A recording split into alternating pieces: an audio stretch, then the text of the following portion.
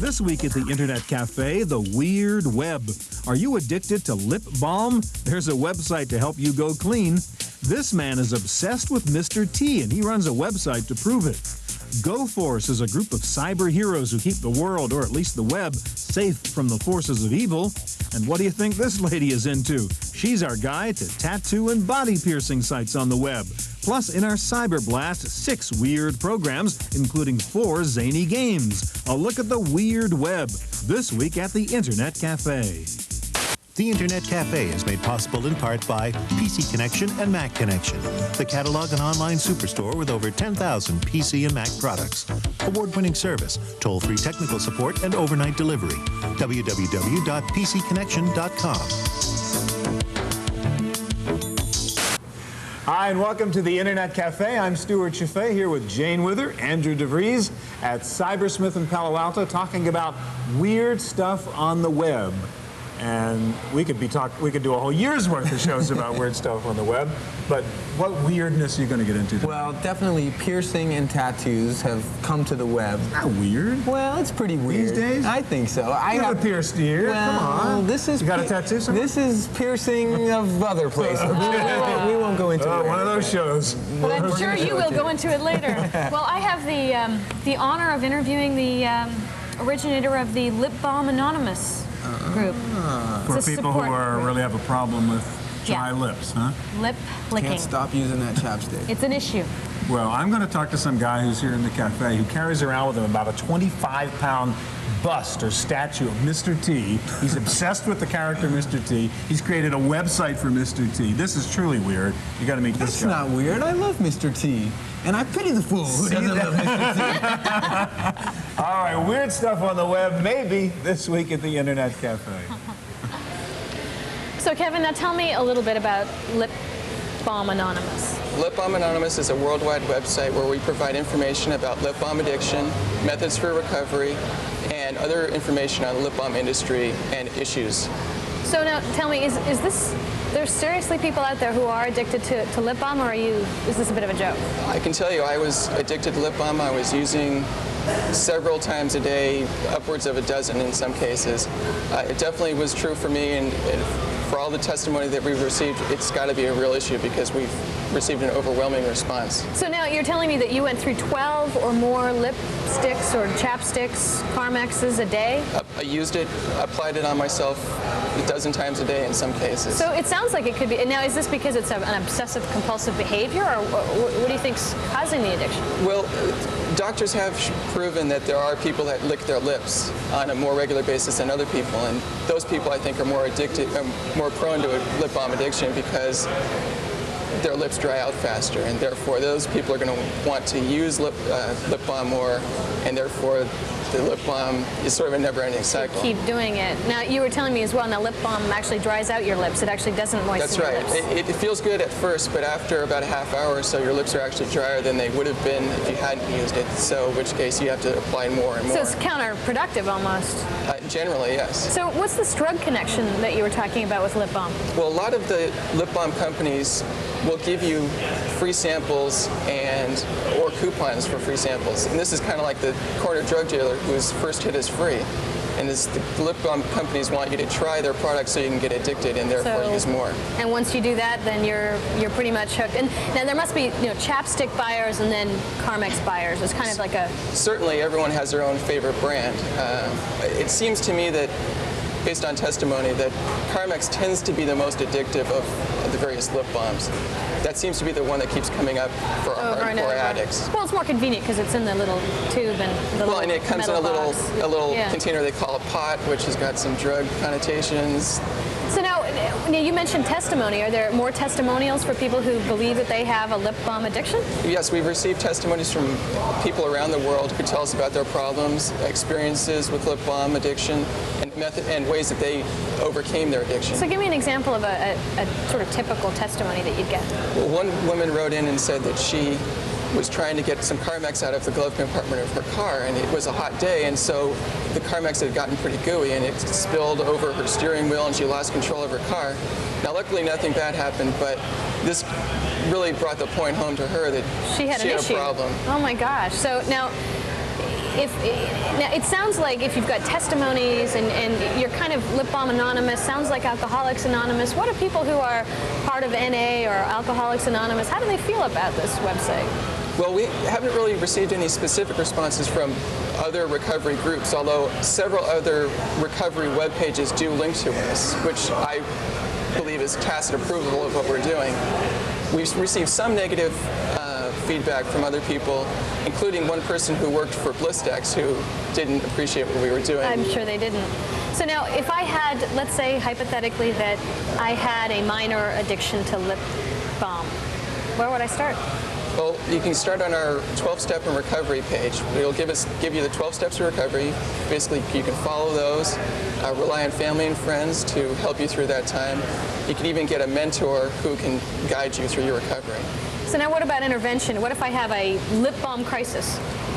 Some people really need to be woken up, and interventions could be appropriate for people that are addicted to lip balm. I think you and I need to talk a little bit more about this. Okay. Thanks very much, Kevin. Thank you.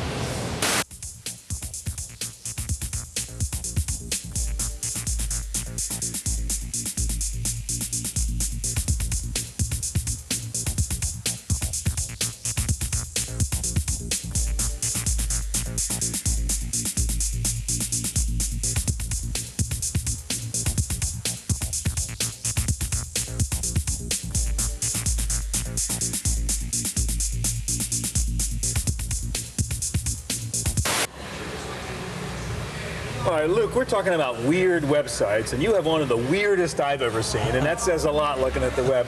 You have a Mr. T website.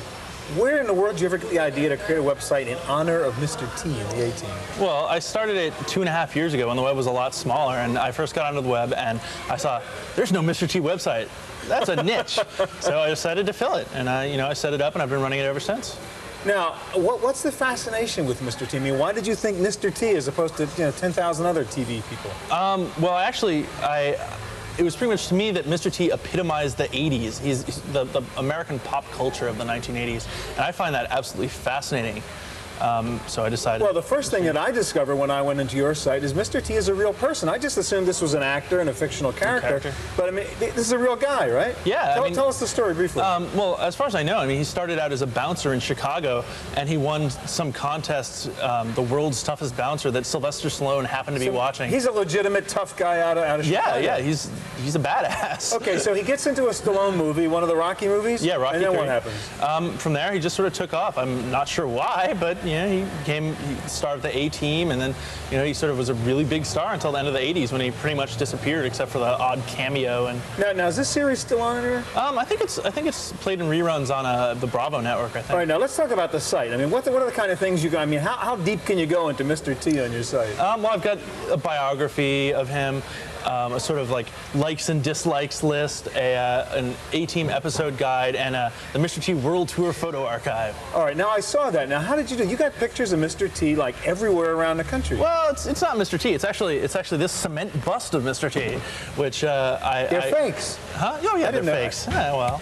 I saw Mr. T in Vegas. I thought you were there with Mr. T in Vegas. Hanging with the T. Now, this thing weighs, what, 20 pounds or something? Yeah, 20 pounds. You carry this around with you across the country? Oh, in my van, yeah. You are weird. I mean, this is obsessive. Where did you get this thing? It came from space. Where did you get this thing? They're actually cast by this crazy French guy in Western Massachusetts who he makes like cement Elvises and Why did you get this? Well, this is actually how I originally got into Mr. T. Is I saw this. You bought this where? At a store in Cambridge, and I just thought, it's solid cement. It's going to last for hundreds of years. That's so absurd, Mr. T. So I bought it, and then you go posing this thing in front of the Grand Canyon and Mount Rushmore and all this ridiculous stuff. Now on your website, you've got Mr. T versus the world's biggest tree.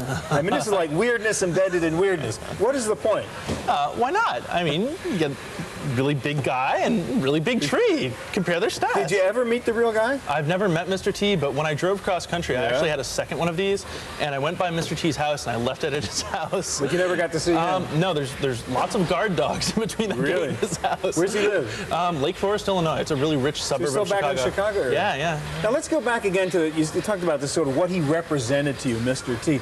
I mean, what does he represent? I mean, he's just like a strange guy with a strange haircut who's a lousy actor, right? Yeah, I mean, for the most part. There you go.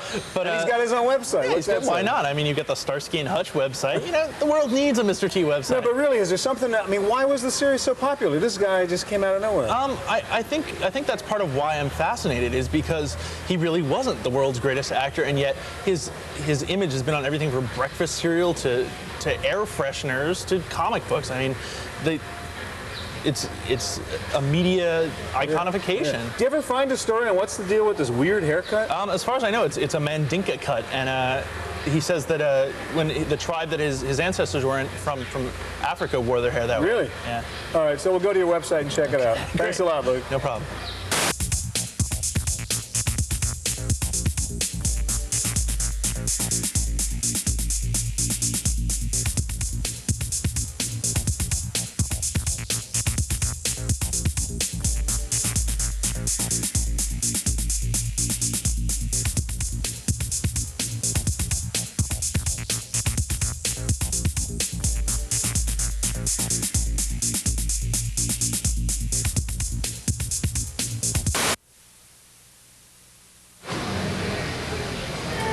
Muffy, you are our resident expert here on tattoos tonight and piercing and modifications, and you have some beautiful tattoos yourself.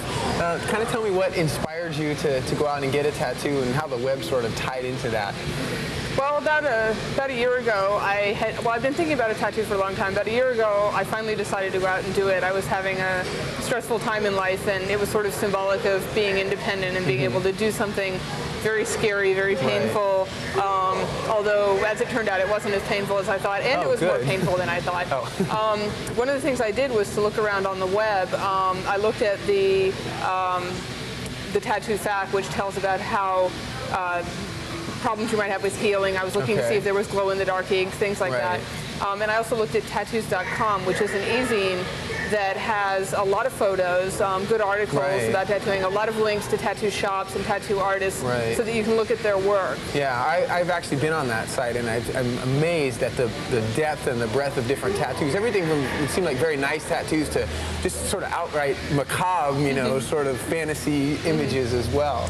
So did you see something there that you liked and went with, or? No, I don't want to get something that someone else has got, or something, you know, that I'll see on the wall in the shop and get it. You don't want the anchor and the sailor tattoo? Sailor. No, right, okay. So something original. The thing to look at there is you see what's possible, what's available, and then you can kind of work from that with ideas. I'm not much of an artist, and when you go to the tattoo shop, you describe to the artist what you want. Right. So, you know, you have to have some idea. Right. You know, and it seems like anything is really possible. I mean, I was amazed. I saw a guy with his whole head covered in tattoos and full backs. And that would be very, very painful to get your head done, because tattooing on the bone is really painful. Right. Well, and also speaking of anything being possible, it seems like branching out from just tattooing to piercing and other kinds of modifications are also something that's getting kind of big. Right. Well, piercing was how I started, and the first unusual thing, you know, I had like the ears. I got this eyebrow piercing, and then I hung a little dangly bead off of it, and everybody comes up and it's like, oh, that's so cool! It looks like a teardrop, you know. I had my nipples pierced for a while. I took those out, but I mean, I've seen people with just about everything pierced. My roommate has an extremely large piercing. I won't ask where. Okay, thank you. And so yeah, there's a lot of piercing sites on the web too, and in fact, often a tattoo and piercing shop will be together, or a site with a piercing will have also tattoos. Okay, now I've heard of a site that sort of gives maybe beginners or less experienced people a chance to kind of play the piercing game, if you will. Something at Mildred.com. Yeah, it's Piercing Mildred. Piercing Mildred, right. And it was originally a different site, and I guess it became popular enough that they became Mildred.com. Okay.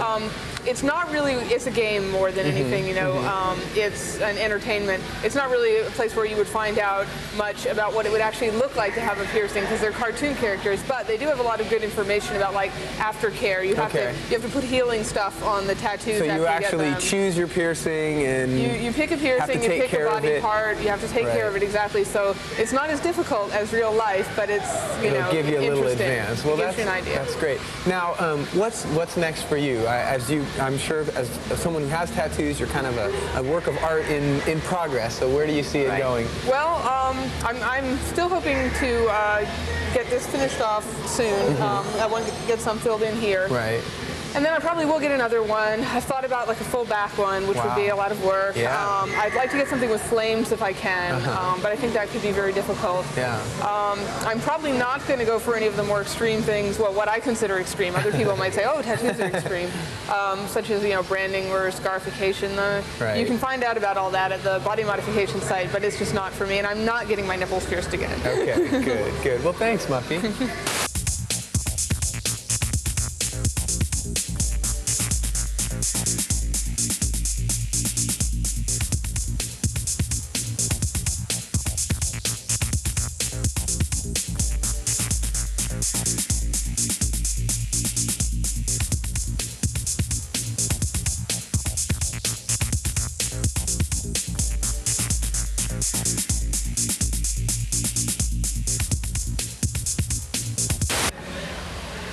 Are you?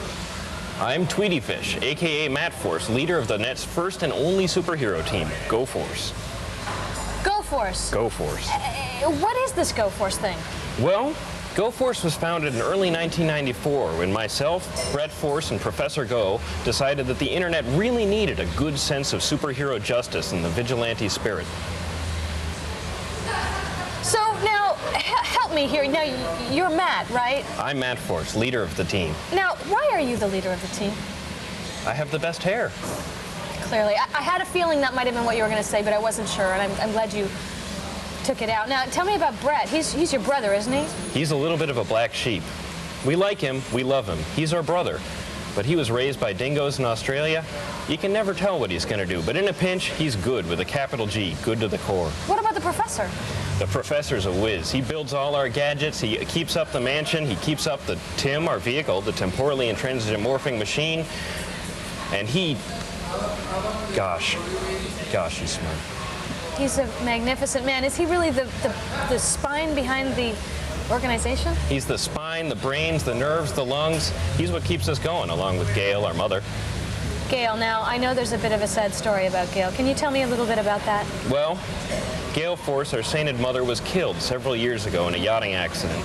Luckily, divers were able to salvage her consciousness and implant it in an intelligent supercomputer, which now forms the hub of Go Force's computer network, dispensing tactical advice, mapping, weapons, grids, and also motherly advice when we seem to need it. And those are important things to have when you're a superhero. What would any superhero be without his mom? Well, now what would any superhero be without his arch villain? The elusive and mysterious Aztec Lou. Tell me about Aztec Lou. I knew this would come up. Aztec Lou, 30-foot tall, exoskeletal body, actually only 3 feet 4 inches tall. You wouldn't imagine what kind of chip that puts on a guy's shoulder. He goes around the net committing evil like you wouldn't believe, and it's our job to find him and to stop him. Go, Matt, go. Now, Matt, is it true that you think that part of Aztec Lou's plan is something to do with Barney, the purple dinosaur? You know, most people think Barney's a dinosaur. He's not. He's a robot, an intelligent robot, controlled by Aztec Lou and his evil forces in the cult of the dead cow, trying to destroy us all with his insipid songs about happiness and joy and friendship and children. So you're telling me it's all a lie? It's all a lie. It's all an evil, evil lie. Now, is it true about Bert? I love Bert. I'll tell you now, I love Bert. He used to be good. He used to be good. He used to treat Ernie like a saint, but then he started hitting the bottle. Oh. Tequila, Everclear, you name it. He's a Muppet, so he can take it. It just makes him a bad man. In with Hitler, in with Stalin, in with all the biggest evils, even Aztec Lou. It pains me to hear this story, Matt, but I know that with you and your team from Go Force that you can make the difference. We hope so. We pray so. With the net's support, we will. Thanks, Matt. Thank you. On this Cyber Blast, we're going to send you 6 weird programs that can be found on the web. We'll be downloading nearly 4 megabytes of code to you in less than 120 seconds. You can actually see the data downloading over here. To get these files this fast through the TV signal, you need a card for your computer called a TV modem. We'll tell you more about that later. You can also download these files off the web using your regular telephone modem. Download time at 28.8 will be about half an hour. Now let me tell you what we're sending you. First of all, a wild game called Crazy Drake. This is a platform scroller much like an earlier game called Earthworm Jim. It's one of the most popular game downloads on the web. Then a classic, the 1980s arcade hit Defender, ported for the PC. And a great little game called Passage Plus, a perfect way to relax during a PC break. We're also sending you Zone Rings from Outer Space. This is a virtual kaleidoscope on your PC that creates spirograph-type images using polygons and can turn your screen into an amazing palette of swirling images. And we're sending you World Counter, a little screensaver that shows you the current population of the world. And finally, we're sending you a tremendously valuable and practical tool, WinZip95. This will let you decode various popular email compression formats such as UUcode, BinHex, and MIME.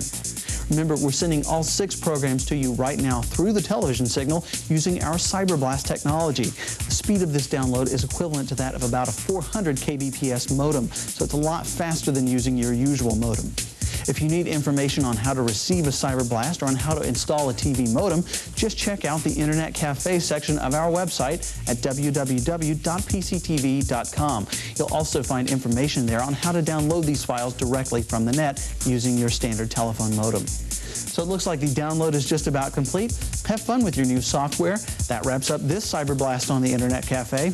I'm Giles Bateman.